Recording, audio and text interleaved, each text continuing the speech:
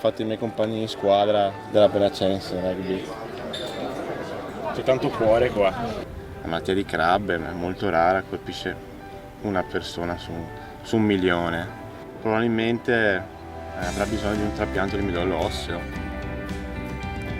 E siamo qui con l'Atmo, giochiamo per lei, per una vita, per tante vite che hanno bisogno. Siamo onorati di poter venire a giocare qua nella culla della cultura del rugby. Per noi Cenerentola del campionato siamo felici di poter venire qua a imparare da chi ha qualcosa di bello da insegnarci. Poi, come diceva il Presidente, siamo fortunati perché abbiamo un amico che si è trovato in difficoltà. Subito tutta la comunità del rugby si è legata, si è coesa e ha creato qualcosa di bello, di forte. Quest'oggi si sono tipizzate 50 persone qua dentro. Partita straordinaria oggi. È più importante forse quella fuori del campo di quella in campo, perché comunque fare del bene è sempre importante. Quante siete che donerete della vostra squadra? Forse più della metà.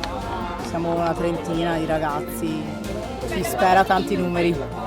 Gioco con la società Putei Lecci, orgogliosamente Puteo. Io sono qua perché mi ha chiamato lei e mi ha detto andiamo insieme. Sono Raffaele e gioco con la Benacense. Hai già tipizzato? Sì. Io dico che abbiamo un dono di essere in salute e star bene. Allora è sempre meglio fare del bene e diamo un piccolo gesto con una piccola occasione a chi veramente ne ha bisogno. Quindi direi il donatore ottimale è proprio il donatore di sangue che vediamo periodicamente presso il servizio trasfusionale e che diventa anche donatore di midollo. Tra i ragazzi nelle associazioni sportive si condivide questo messaggio del dono, quindi puntiamo molto sul passaparola. Dal punto di vista della tipizzazione non cambia molto che si faccia il prelievo di sangue o il kit salivare? Assolutamente no, perché comunque noi andiamo a estrarre il DNA che si trova all'interno della saliva.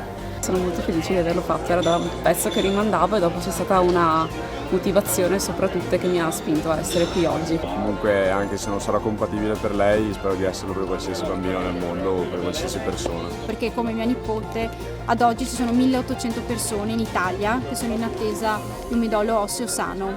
La donazione è veramente una cosa semplice che non comporta alcun rischio, spesso è l'unica opportunità di vita per le persone, veramente ti si apre il cuore e dici posso solo che donare.